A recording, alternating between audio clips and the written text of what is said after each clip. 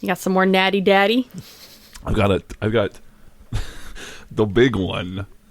25 fluid ounces of pure natty daddy goodness. So gross. So many fluid ounces. Right? It can't be bad. It's so much of it. Right? Yeah, it's gonna be an interesting episode, I think. Well, I'm still on the same glass of wine that I poured when I started cooking dinner, so I've really been nursing this one, I guess. Now you're ready to cut loose. The problem is I didn't refill it, and now I'm disappointed in myself. I should have splashed a little more in there, You have some of this. It's that mead you hate. Great. Warhead mead. Yum. Oh yeah. The only thing better than sweet mead is sweet and sour mead. Straight from the sauce to your mouth. Dip a little chicken in. We good? Ew, yeah, I guess. Not anymore. Hello, lore heads, and welcome to the League, exploring the League of Legends lore from A to Z. My name is Rebecca. And I'm John. My name is Mark. Today we're talking about the Restrained Hunger Briar, who was just released September 14th, 2023. And my notes say the Retrained Hunger. I just assumed it was restrained. Smart. She's probably been retrained. She's been around a while. I guess. It seems like not. So what patch did she get released? What was the the Briar patch? John, you've known me a long time. You just looked into my eyes and asked me what patch it was. Don't worry about it. It was all a lead up to my very good joke. Oh my god. Okay, I thought you were legitimately asking me like I would fucking know that off. Was it 69? Hey-o. Was it patch 69, all the way back John? to season, yeah. Or was it 420? Which patch was it? No, it was a Briar patch joke. Oh my god. I thought it was a funny number joke. No, I thought you were ripping too on us because it's like, oh yeah, she was just released back in September and we're a little late on doing her, I feel like. That's also true. Oh. Yeah. None of us got your joke. I'm really sorry. Hold on, let me try it again. It's because we're not old as shit. Hey, there's nothing old about it. The Briars is ageless. Right?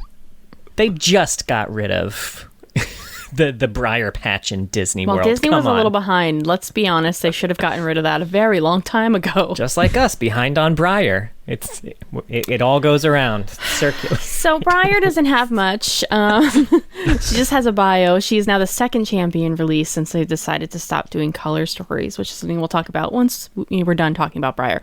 Although, of course, at the time when New Fury came out, she didn't have a color story. We had no idea that it was over. That was it. It was the last one we got. We didn't know how good we had it. Well, sometimes, occasionally. Yeah, it really affected my reading of the biography, I will say. I think a lot of the times we read, or at least I read things, and it's like, oh, that could be interesting. This could be interesting. This is just the framework. This is the foundation. Yeah. But the foundation, I don't know. They're not going to build as much on it, I kind of feel like. I guess, it's kind of, we'll talk about it more later, but in pertaining to Briar specifically, if you would get something like a bio and then an action piece, we kind of got a better version of an action piece in the cinematic, but a lot of people got more than an action piece, and I feel like those are the ones that really fleshed out the character. Those are our favorite ones usually. Yeah, and I don't know if we're gonna get that through a cinematic. We might have to rely on full ass video games. Yeah. Well, I think that's a really good point, I will say. And yeah, like you said, we can talk about it more in depth later. I don't want to jump the gun too early on it, I suppose. Then let's do our what does Briar sound like? Oh, I forgot to look it up. Hey. I just did it like 15 minutes ago. We were still on the couch. She's got a lot of quotes. She sounds like Jinx, I bet. I'm gonna literally, Mark, just do a Jinx. Look up some Briar quotes and do a Jinx impression, and you're gonna nail it. Okay. She does sound like she's the vampire Jinx, really. Okay. I remember the cinematic, so I kind of remember true. The theme of it all, right? I gotta find a short one. Don't start with me. I'm still figuring out what I want to order. Okay. Go that way around the table. Well, then that way you won't take one of our quotes. Huh. Never noticed how tongues just kind of flop around behind your teeth. And now I noticed it. That's all I can think about now, yeah. Right. Pray, weak, and... Sorry, old habit. Hi. Okay. You like fighting too? All right. That's it. I chose the short one. It was good. It was good. It was just, so good. I really was fully expecting another part of that quote. Nope. It was just Got a lot that. of long lines. She's a lot of really long quotes. It took me a while to find like one that wasn't. That's why I was sitting there scrolling like, oh, that's many Oh, God. that's many sentences. No, thank you. Yeah. Well, Briar's bio, I didn't take notes on. I'm really sorry. But let's dive into it. Briar is a failed experiment of the Black Rose. Unsurprisingly. This one feels real bad, I'll say. So This was a big cock up, let me say. yeah, and they just kept cocking it up. I don't know. Do we have to say it like that? Yeah. I think so. Yeah. We committed to it. All right, thanks. We could say it's the Black Rose's biggest boner if you want. If you really want I kind of like that. to bring in some Silver Age terminology here. Well, I think this was under the rule of Borm Darkwill to start, kind of at the end of his rule. I don't know, they were using hemomancers, they to create, a soldier, and Briar was the first of this. She's great, good, very powerful, really hard to control. So they bound her up with the thing. What do they call it? The pillories. Pillories. Yeah. Pillory. And locked her up. And as she was there, she grew quite bored and was listening to lots of other hemomancers, she assumes, who are all very hungry and starving, and that's all they can think about is how much they need blood right now. And she's like, oh my god, am I going to turn into one of these fucking hemomancers just talking about how much they want millennials. blood? These fucking millennials. No one wants to work anymore. So she... Oh, wait, right. It was I totally forgot about why they locked her up. Pretty big thing. They had brought her out, or Swain brought her out, right? To try to... Well, They no, brought they her out to brought her out kill to Swain. They kill brought her out to Swain, kill Swain. specifically. Yes, and she healed everyone but Swain for some reason. Because she got distracted and She hungry. did get distracted and hungry. Yeah, she was real hungry. Yeah, so that's why they originally locked her up. Yeah, but she one day realized that the pillar could kind of shift, but she knows. She's like, I can't be fully unleashed because then I won't be able to control myself. They're going to lock me back up again, but I'll let the beast out when necessary. And that's what the cinematic is her escaping that first time. She ravages her way out of prison and is now just kind of wandering around Noxus. Yeah, that's Briar. Yeah. I don't know how I feel about it. I like the idea of... I don't like this being all connected to the Black Rose. That doesn't make any fucking sense to me. I mean, it does if you're considering what a colossal failure it is. That's the... think that's- Okay. That's the thing. Is it's like it makes the Black Rose seem they're so incompetent. I can't think of a They're single just win. the word. like, how much more incompetent can they get? And the fact that they're still making hemomancers, and it said something about, I think, the Black LeBlanc is just kind of like... knows that Watching Briar now. escaped and is just kind of watching her to see what she does. I never understand what LeBlanc wants. I think because Riot doesn't know what LeBlanc wants. I think that's just a throwaway because otherwise some lore nerd is gonna be like, well, what is LeBlanc not just gonna get her? And it's like, just put some line in there so the dorks don't get mad, which is like, okay, thank you. I Well, guess. now I'm mad. Right? I guess like It's just, Yeah. why do they keep making them? And why are they all failures? Do What's they all even make- worse, too, Go ahead. is like...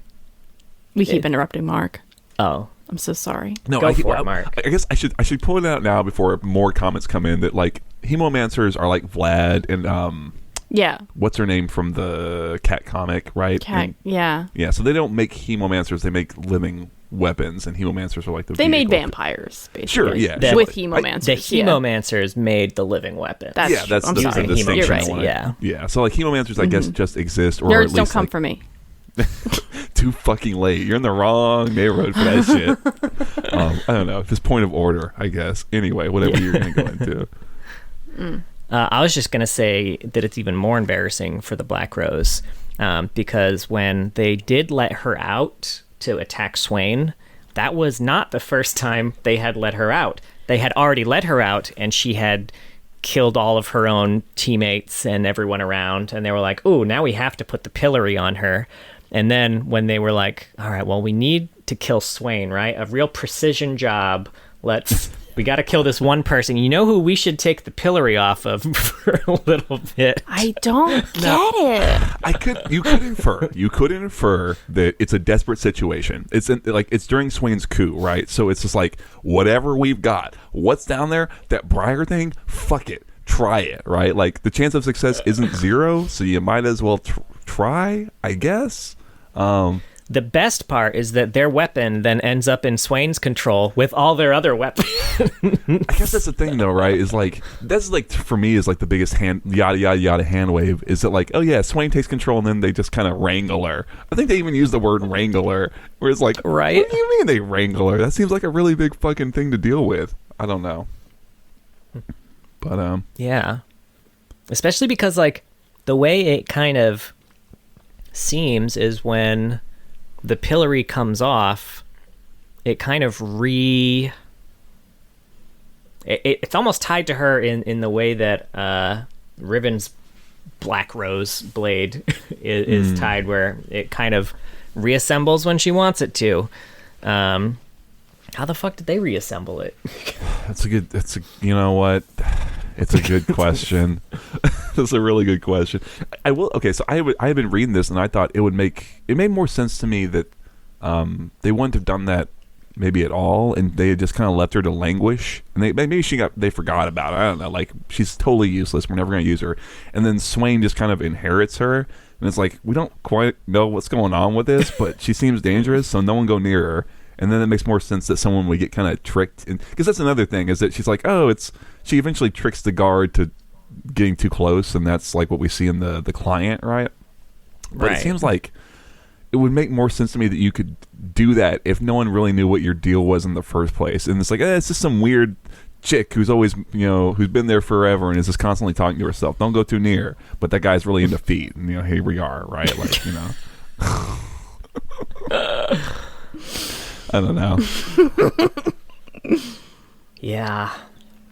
Positives, it had a lot of character voice in it, right? Like there's little lines I don't have it in front of me, but like bios can be really dry sometimes, and this one you could feel some of Briar's personality coming through in the way it was written, which was nice. Yeah, I like the idea of Briar a lot. I like the idea of hemomancers creating these weird vampires. I just wish it was for a different purpose, and that maybe they did a better job after or something. Because it seems like they just keep fucking... Oh, why don't they kill him? They say that she's too powerful to kill, but she was hearing others. Are there others? There must be others. I will say, I almost assumed that was her hearing like some sort of voices in her head. Like I thought it was not literal, that she was actually hearing other living weapons. I like that idea a lot better. Well, because she was definitely at least hearing, like actually hearing Scion. I didn't vampires get that have from very the good hearing. Bio, I'll say. Do you have a line that speaks to that specifically, or is it like because I know she has some quotes to Talon and Scion. I had looked this up the other day. I just haven't looked at it all day recently. She has quotes towards Scion, both like in game and in like the in client type thing. Oh, I don't. The client thing, I don't remember the details of. I'll be honest with you, like the specific thing she says. Well, don't you worry, because I have a fun fact about that later. About what? I'm sorry, I was reading your quotes.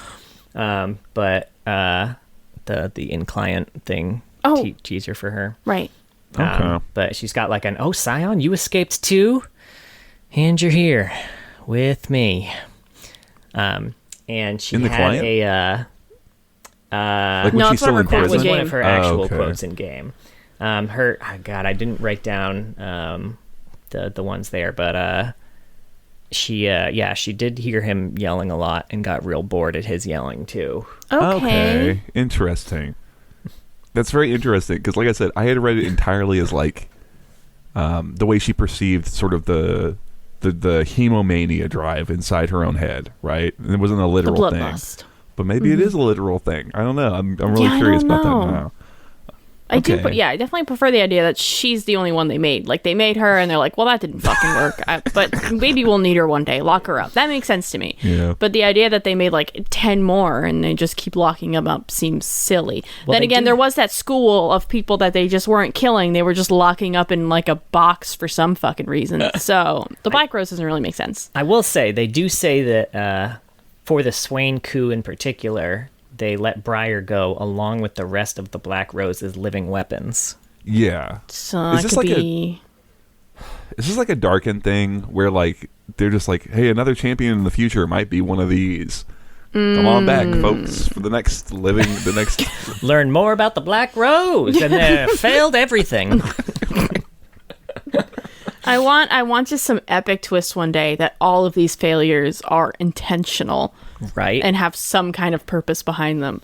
Otherwise, LeBlanc just looks like a big She's playing- fuckhead. It's like some sort of like 3000 chess. Survivor twist where they're like just pretending to be useless the whole time. Interesting, great. very interesting. I'm open. I would like them to have one big W. Something that's. I guess we could argue if LeBlanc on the Triferics is probably a win in her column, but it's even that feels like wishy-washy. You know what I mean? Right? Yeah.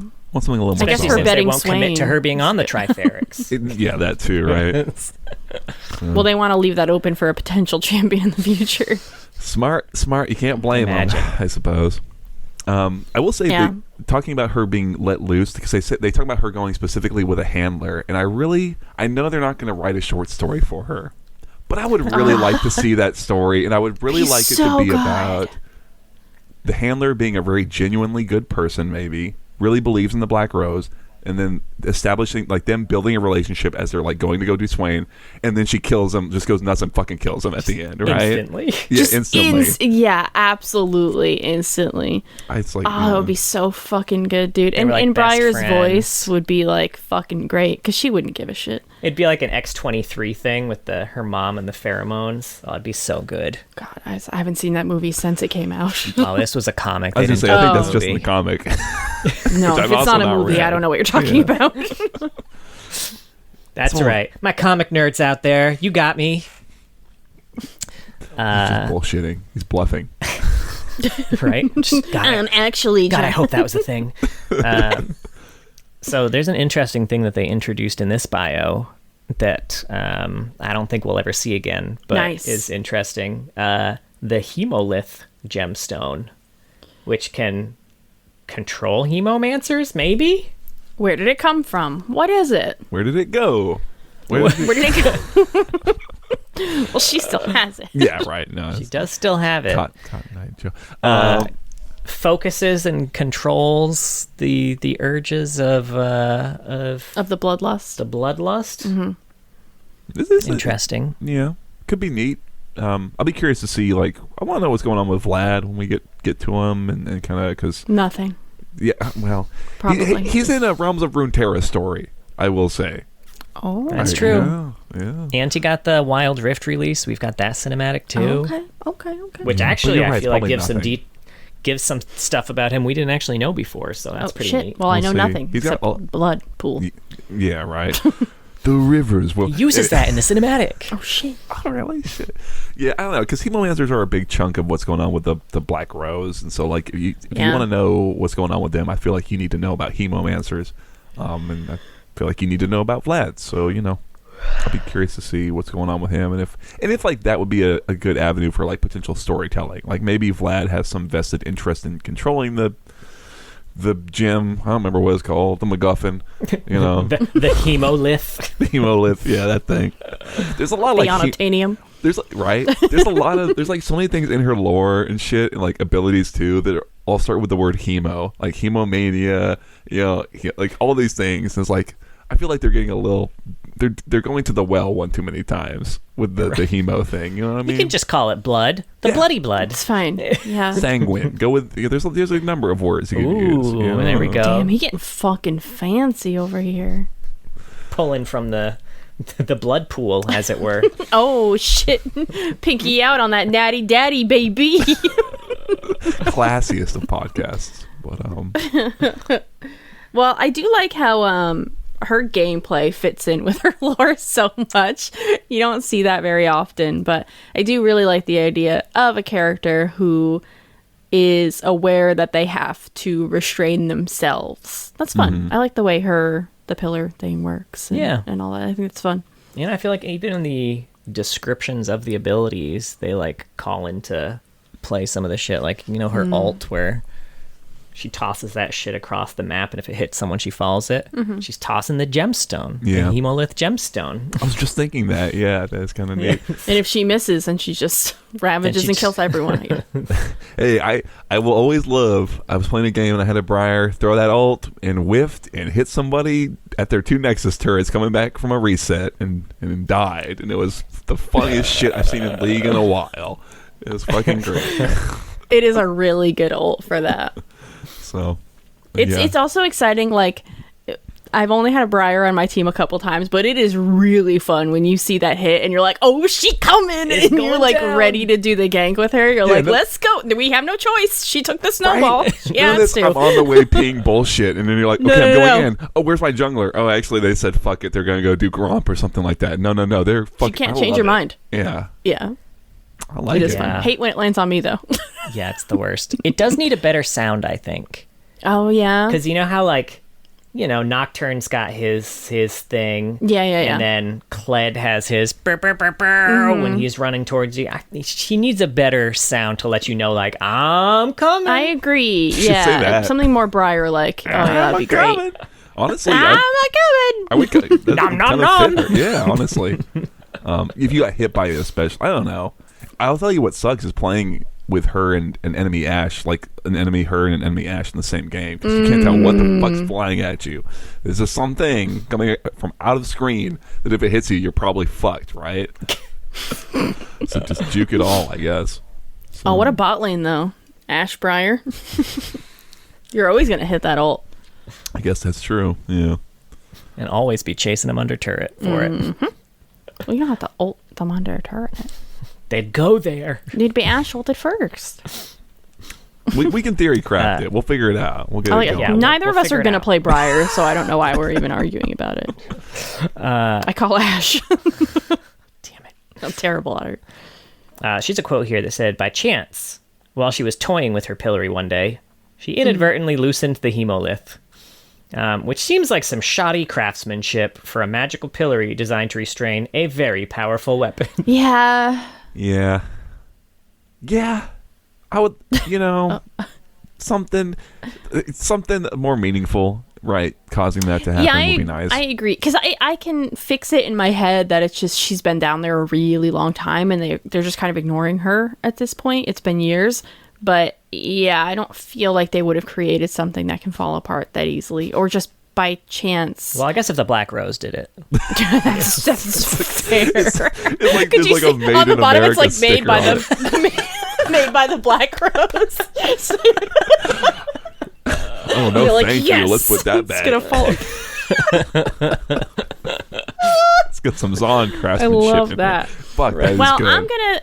I'm gonna theorize instead that somebody loosened it for her, and I don't know who, but it was intentional. intentional. Woman did it because she wanted to see pale, what would happen. Who was it very recently that was like, oh, they escaped, but they let them escape because it wasn't Asa LeBlanc, was it? Because they wanted to see what would happen. Thresh, Probably I think was it Rel? It was Thresh who was it was Thresh. Escape, but he was cool with it because he just wanted to. It was interesting. So some shit like that's fucking hilarious to me. Yeah. I am kind of surprised that she doesn't have any sort of gameplay or like in-game mechanic tied to like short-sightedness or something like that, because she is very clearly cataract out and has just been in a prison like most of her life. Every time every time Briar spawns, she's stunned for a good minute because she's just like, ooh, fuck, it's bright. Oh, God, it's fucking bright, man. Takes one more damage from Leona. The classic. Mm-hmm. Yeah, that's all I got for Briar. Yeah. Yeah. I did like there was a line that made me think of like Fast and the Furious, where it's like she realized being under control was just as bad as being out of control. All I can think of is Vin Diesel. Tokyo Drift. Or whoever, Oh my God, right? it Yeah. really is. But yeah, I love that Not shit. in so. control unless you're out of control. Yeah. Fuck yeah. Tokyo! They do yell that throughout the movie, actually. Do they really? Because I've never seen it. I only No. know the song. Tokyo Drift's Okay. fucking great, I will say. Oh no, whatever. I should Unrelated. watch it. I like the song a lot. Right? Yeah, it's good. Got a little Bow Wow in it. In case you Oh, I would not recognize Little Bow Wow, I think, at this point in my life. Maybe when it came out, I would have recognized him. But it's been too long since I've seen that face. That's how we mark the passage He's of not time. even little anymore. He's a big Bow Wow. Oh, fuck. Big Bow Wow was way more fun than I thought it was going to be. It's got a fun mouthfeel. It does have a really fun mouthfeel. Big Wow Wow. Big Bow Wow. Big Bow Wow. Fuck, I fucked it up. Now, she is also part of a cinematic for her release called Feeding Frenzy. And if you want to see our live reaction to this, yeah. it's up on YouTube. But we'll also talk about it a little bit here because, you know, What else are we going we to had more time to think about it. So, but yeah, the cinematic picks up right where the story left off. Well, I guess not where it left off, but like right at the point in the story where Briar got her first taste of blood. And everyone was like, ah, shit, y'all.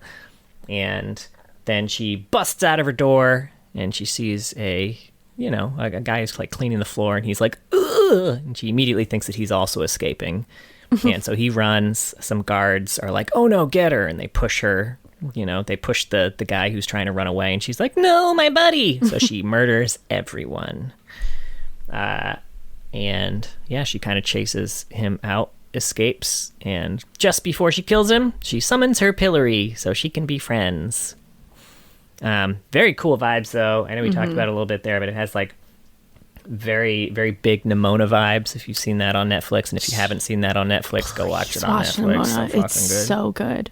Okay, well that's me. I'll go check it out. Yeah. And this is done by Brunch Studios, who also does a brunch of the TFT cinematics. Wow, It holy wasn't even a joke. It was the wheezy laugh he fucking did afterwards. I was like, what the fuck is he gonna say that warrants this much of a pause of him laughing at himself? It was that. It was what he that. had just That's said. what it was. Yeah. So they did a brunch of the TFT cinematics. You said it again. You did it twice. Okay, the Just in second case time was people good. missed The it the second first time got me. Mark's warmed up to it. got He's him. warmed Yeah, up it's to it. They also, for the record, did the cinematics for Mario and Rabbids Spark of Hope. So that was fun. Not seen it. It's a game, but yeah, they Oh, it's their tactical game, the Mario and the Raving Rabbids game. that's the subtitle Which for also, if you haven't played, very good. it. I didn't realize it had that subtitle, "The Spark of Hope" or whatever. Oh, I that's just the knew it was- second one, yeah. Okay, sorry, I'm not up on that whole Which series. even better than the first one, and the first Okay. one was great. So this is our recommendation hour. Okay. And it was written by Callie Miller and edited by Sabrina Futch. Ooh. Man, look at this. We're getting writing and editing I know, credits. we normally don't get credits for these, but we got them this time. I love it. Right. It's Hell turning yeah. shit around. Well, who's the credit for the it was bio? very We fun, didn't actually give it, by the way. Ooh, shit. Ooh. Well, you know, See, I'm on it. one I'm for on it. two You is guys not keep your bad. conversation going. I got this. I Poppy's think I still get awake. it. She knows it. She's trying to tell you. Yeah. I'm seeing if I can get it, but I can't. Unfortunately, I'm not doing a good job of trying to find the information that we were looking for. Max Folkman, No, folks. that's a different name. Yeah, that's new. That is a new one. Nice work, Max. Yeah. Yeah. New class of lore, I guess. Class of 2023 lore team. Class of Briar. Yeah. Almost 2024 now. Yeah. Yeah, that's true.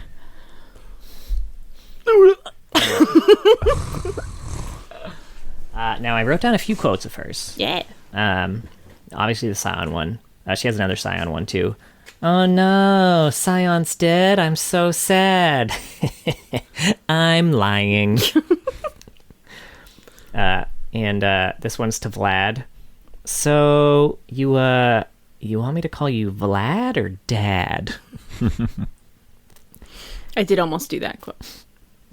And then, Talon, I'll save your blood so they can do the hemomancy thing. Which you should listen to this line in particular, because if you ever hear someone like pretending to be a weeb, like doing their bad weeb impression, this line sounds like that. She's like, you can literally envision her touching her fingertips, like, oh, Talon, I'll save your blood so they can do the hemomancy thing. Okay. I'll save you with the power of friendship. She crushing on him? They're friends. It's weird probably. Okay, yeah. She does seem to know everyone in Noxus. They just kind of threw her on in there. Not like Talon specifically. Like I feel like Scion makes sense. Yeah. She doesn't have any quotes towards LeBlanc. No, or Katarina. Or Swain even. Swain, yeah, you'd think Swain. She's actually seen him. But Talon, it's like Talon, Vlad, and Scion are her main squeezes. Yes, I suppose, yeah. I don't know. I guess it kind of makes sense. Talon, from last we saw in the Cat comic, which I guess we'll assume is probably the most up-to-date version of him, is really deep into the Black Rose, and he was... That's fair. Yeah. I don't know. Was he deep in the Black Rose? He was deep with... yeah. Sorry, I forgot which side he was on. Yeah. Who can keep track anymore, right? No one knows. Keep track. Now she's part of 1AU. Yeah. The Concrete Canvas. In Styxbridge City, demons, creatures, and humans live side by side. Every year, a street art festival is held, culminating in a friendly competition to see who can make the biggest and boldest graffiti. Tag Fest. This one's Street Demon Briar. Whether you see her violently in-your-face tags that inspire audiences to get wild, or her more relaxed art rife with cheeky humor, Briar's work makes an impression. As a Jianxi, which for the record is a Chinese jumping vampire.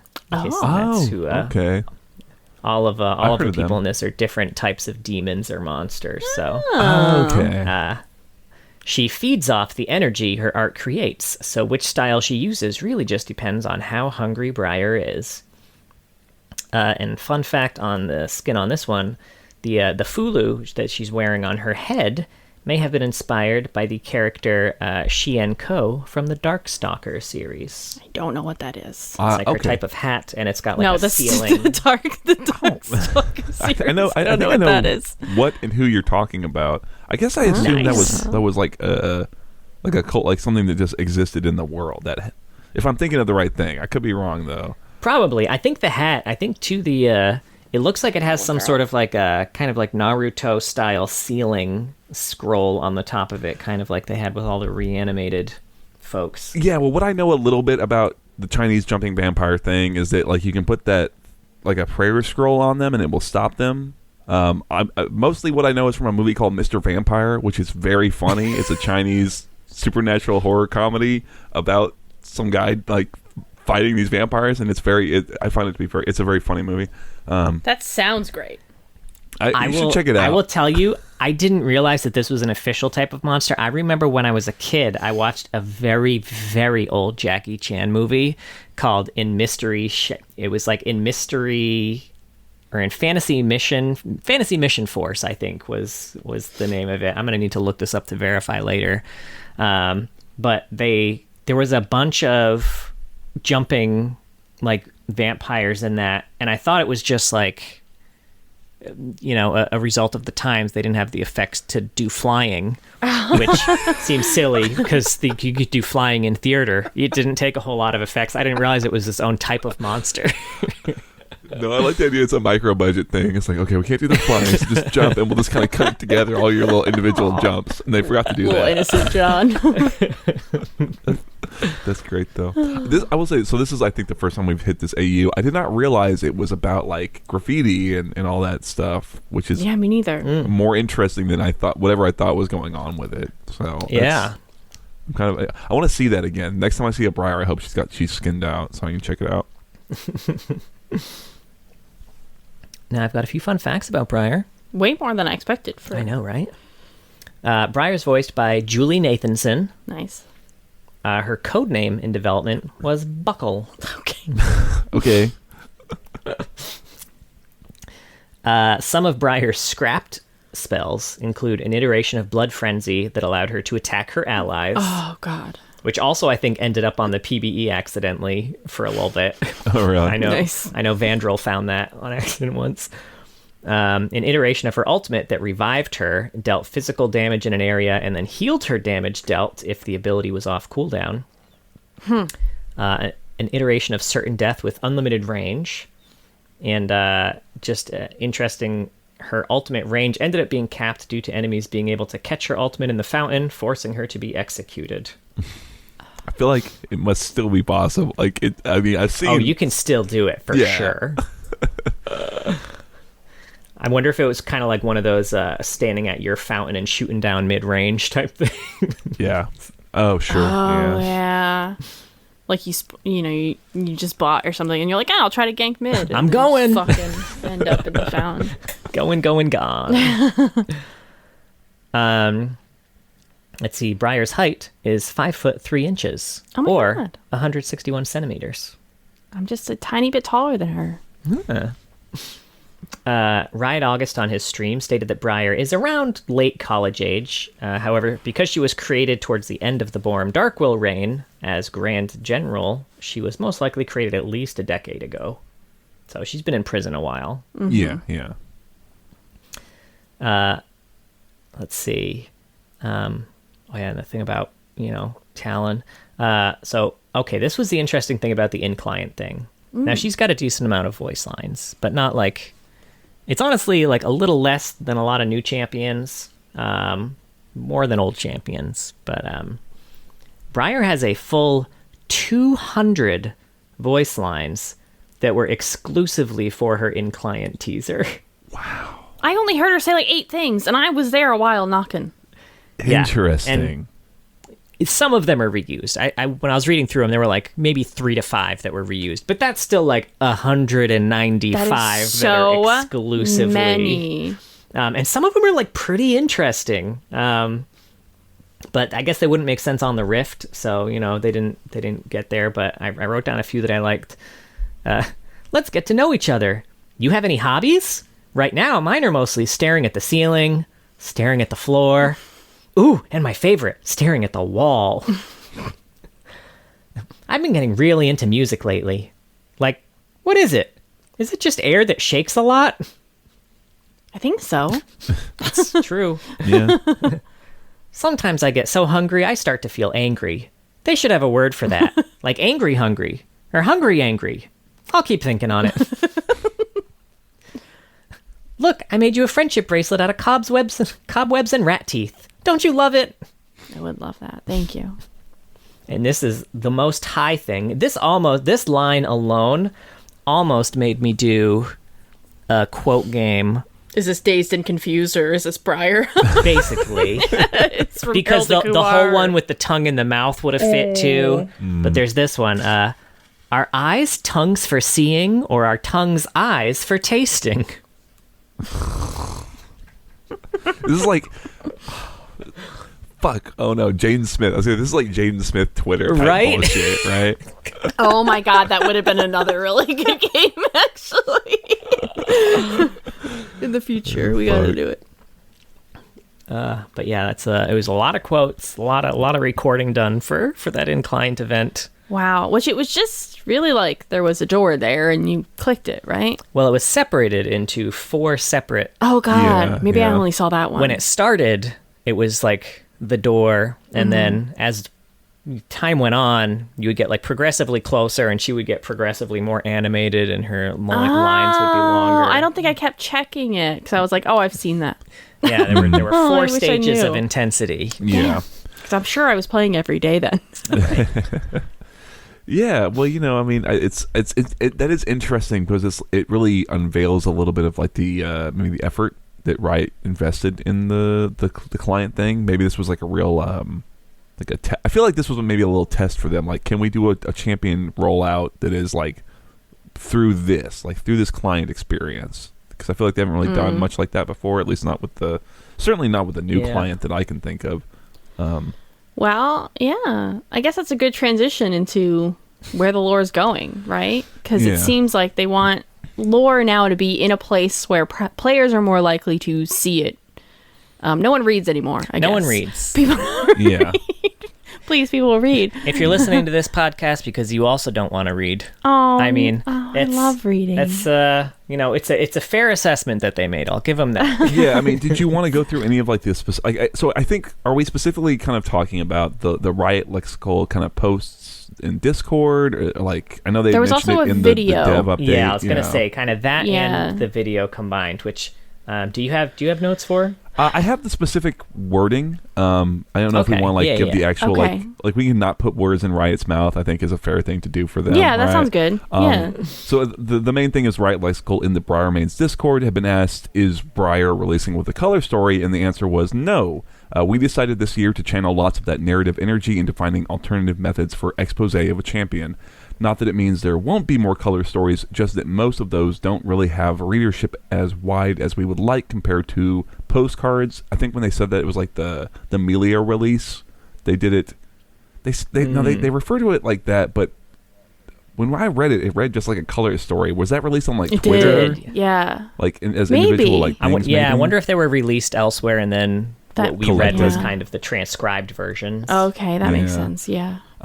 Cinematic trailer, etc., especially for non-English regions. So for Melia, we tried postcards. Nefiri had her supposed color story turn into a cinematic. For Briar, it's her unveil and marquee. These are content types that have farther reach and was done with the same love and effort. Look closely and you might catch something else. Winky face is the main sort of thing. And then, like you said, in the dev updates, they had said that like they've been pretty like they kind of condensed that like people don't read the stories. They're very niche. So we're trying to find other ways to tell stories that are not done through like short stories and text, essentially, right? Yeah. Out of curiosity, when they said keep your eyes peeled for something else, did anyone in the comments say what that thing was? No, I mean I'm not looking at the whole thread on Discord. I'm looking at the Reddit thread that had pulled these two quotes out.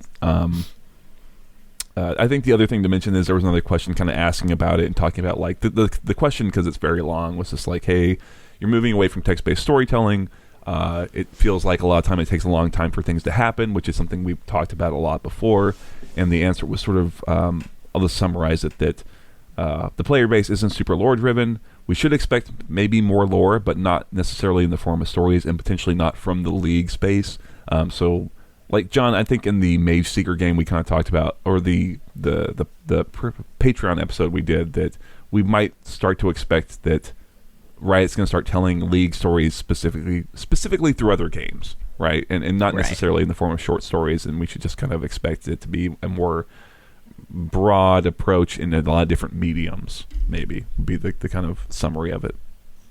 Yeah, so. Which I also found after playing Song of Nunu, which, that full playthrough is on YouTube right now. We are going to always be plugging. So Song of Nunu is canon. They've confirmed that anything after Song of Nunu, or including Song of Nunu, is going to be canon. We are going to do an episode on Song of Nunu. Yeah. So far, John's the only one who's played it so far. I know, but we do want to talk about that. And yeah, that, I guess that is the other big kind of announcement, that Riot has said, hey, we know there's inconsistencies. We are going to kind of commit to going forward. Anything we put out, you can 100% trust Riot, like Nintendo's seal of quality approval, that this is canon. But stuff that pre-existed is sort of murky, and we'll kind of touch it as we go, is what they said. And that's going to take time. Right. Mm-hmm.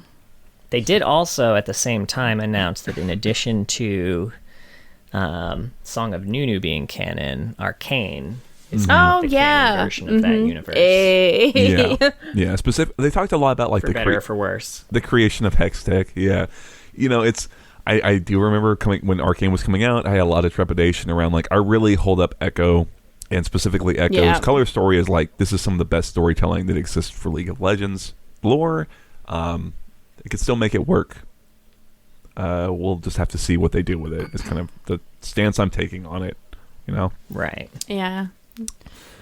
But that also leads into the fact that part of everything post Song of Nunu being canon leads to a big unification of lore in League because historically what was on Universe was canon.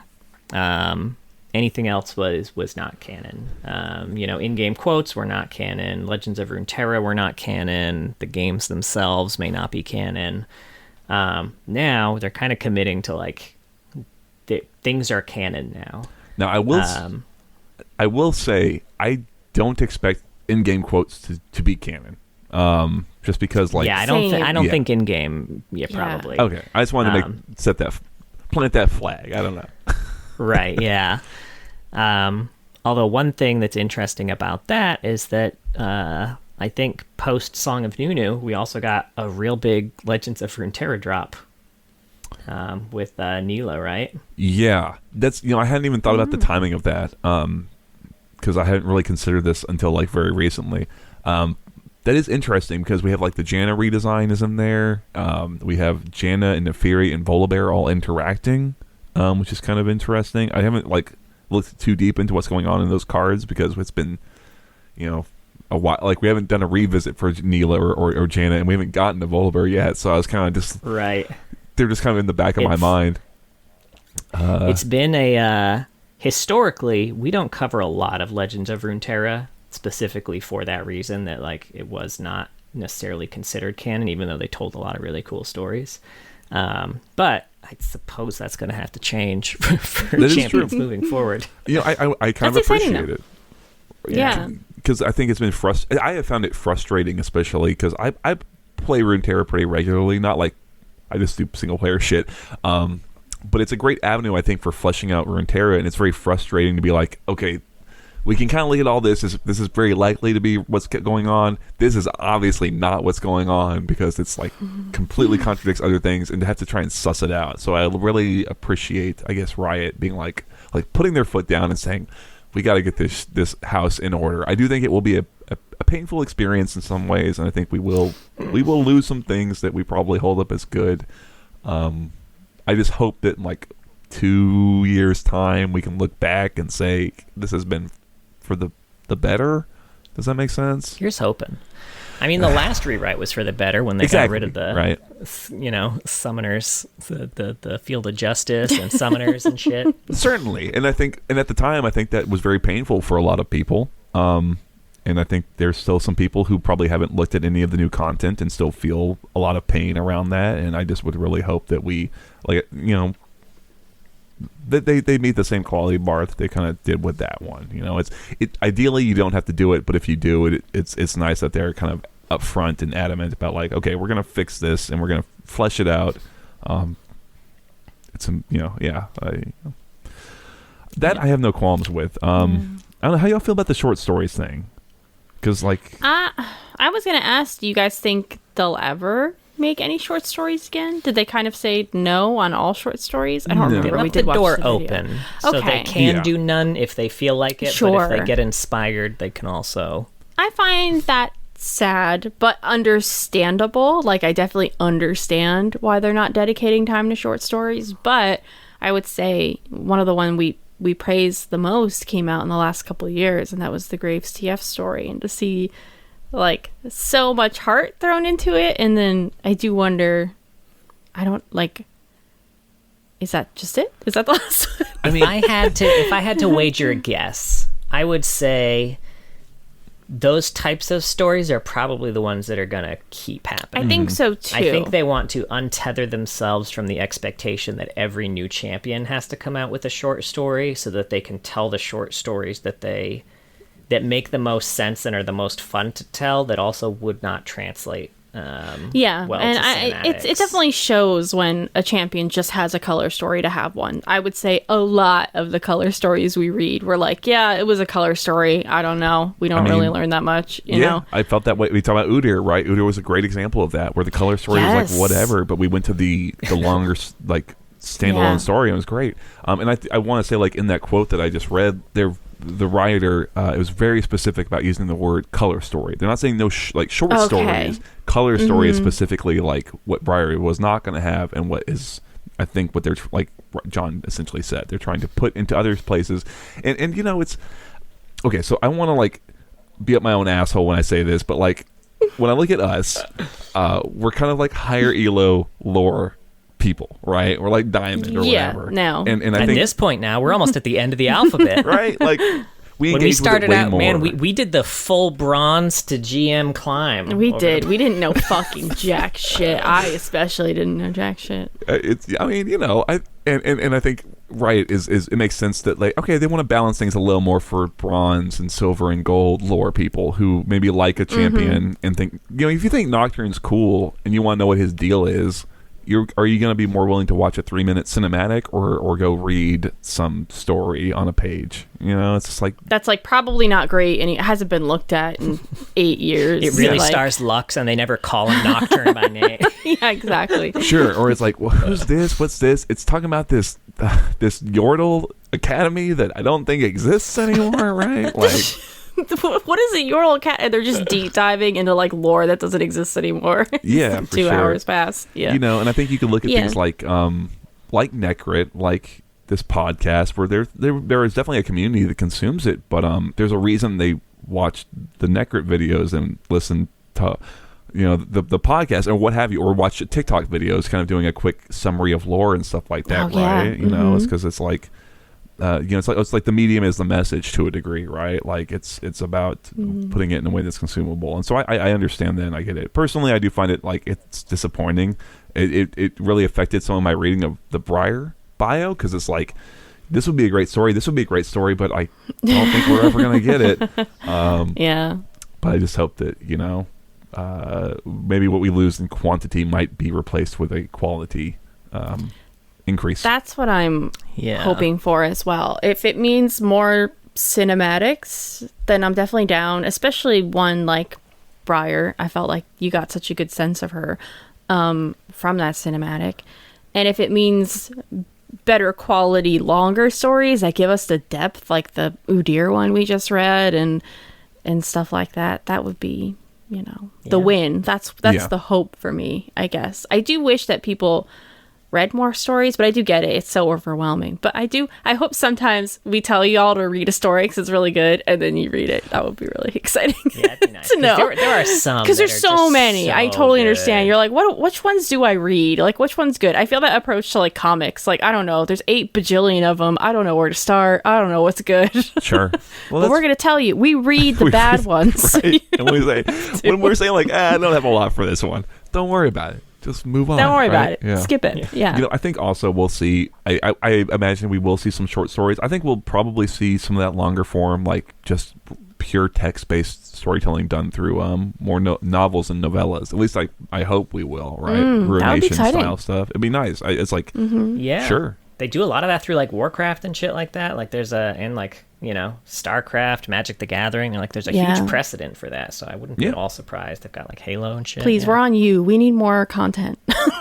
We're coming up the end of the alphabet. Well, see, the thing is, now that everything new is canon and they're releasing Legends of Runeterra cards, we're gonna have a lot of revisits we got to do. So everyone's gonna have to learn how to play Legends of Runeterra.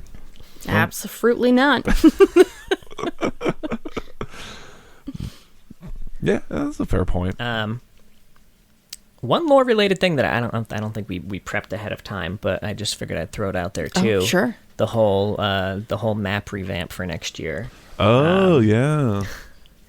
Now we were specifically told by Riot in the patch notes, there is not going to be a lore event or like a void event next year, despite the heavily void inspired map remake. I haven't seen next it year. yet. Yeah. Now, whether you believe them or not is I had that thought. thing. I had that thought. That's they were like weirdly explicit. Maybe, you know what? I'm sure we won't actually have anything, and I think that's Riot just really trying to get ahead of the like, hey, no expectations. We're just trying to make the map a little more symmetrical, right? We just like purple. We just released some cool Void stories and then a Void cinematic and then dropped it for a year and then remade the map to be Void. This does not mean anything. Yeah. Yo, have you seen the changes in mid lane, man? I don't know. I don't know. I'm a mid laner, so that's like the only thing I think about is like, you see how far those bushes are, man? Yeah, it's interesting. And the tri-brush down the bottom, whatever. Like, this is not a gameplay podcast. But yeah, if they don't do a Void event, which, you know, I wouldn't be upset if they didn't. They said they weren't. I won't hold them to it. I would be pleasantly surprised if they did. I do think, and this is also tied to the Legends of Runeterra conversation a lot, like you talked about it fleshing out the world. Like, when we do finally get that MMO, the majority of it is gonna be Legends of Runeterra shit that they established through there, I'm sure. Interesting. Like, obviously we've got like the big city states and things from lore that's been established, but that's going to give us months of content. I'm that so MMO. excited. And we can also play it or whatever, right? But like, we have to play it because we have to learn what the lore is. Now, I'm a little bummed that Greg Street left as head designer of the MMO and then went off to start his own MMO. That's a bit of a bummer. But here's hoping that they still release it. Well, maybe. Who knows, man? God, I have no fucking idea. MMOs are such like they're such a beast to tackle, man. I can't imagine trying to get one made in this day and age, in this economy. I don't know, man. I feel like it's weird. I think it's gonna be a big make or break thing for Riot, just kind of like broadly speaking. Right. I don't know. Yeah, I feel like they have to. I know they won't, because they wouldn't hold themselves to this type of timeline. They really got to have some sort of drop that coincides with Arcane the next season. That would be smart. That would be nuts. My sense of like timeline for that MMO is so long. I couldn't even conceptualize anything regarding it. Like a year from now? A year from now? Absolutely Hell not. no. Like, not even like an update.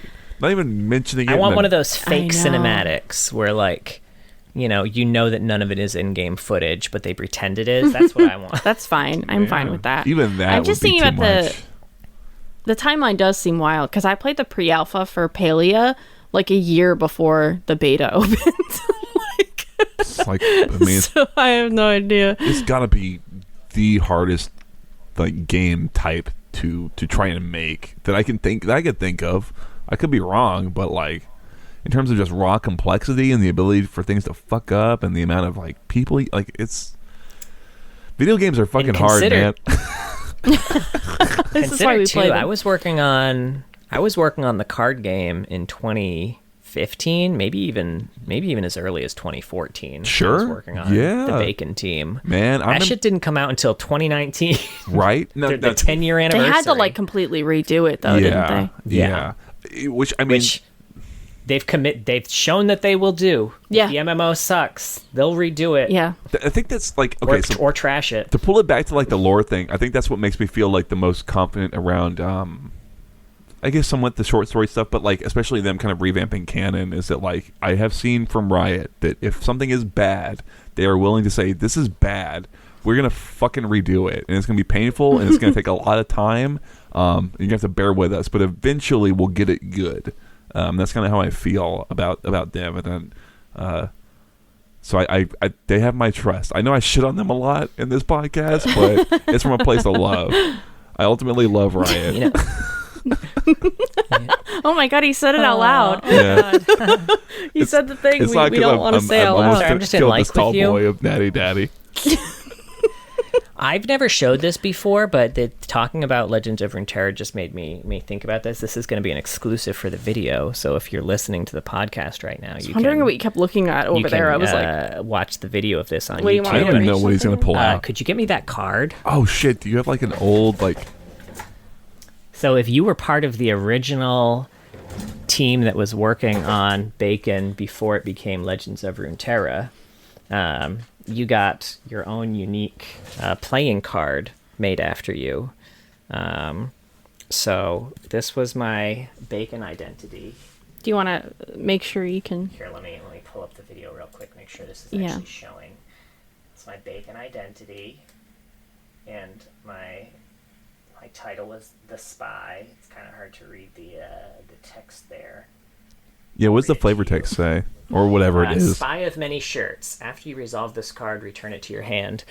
So basically, I was on the Bacon team, kind of working on how they were going to be handling their support, because this was our first foray into having a second game. So there were a lot of things that we had to kind of contextualize in terms of, well, we only had one support client before. Now that we have a second game, is it going to be the same support team handling tickets? Is it going to be a different support team? Do we need a separate FAQ? Do we need a separate support client in general? So I was kind of I was the guy who kind of came in and asked a lot of probably pretty annoying questions. High value questions, right? I feel like that's your job fucking everywhere you work, John. You know, it's really important, honestly. It's really important in all aspects of like self-improvement, right? Like I say that, like, yeah, man, it's super important. That is, and he does it to me, cool, and though. It is really annoying. Like, I don't want to better myself. Just let me be a piece of shit, John. God. That's fucking cool, man. I only ever play tested it when it was really early. I was never like working on it. That's fucking nuts, though. Yeah, it was. Well, I think that's it. Yeah.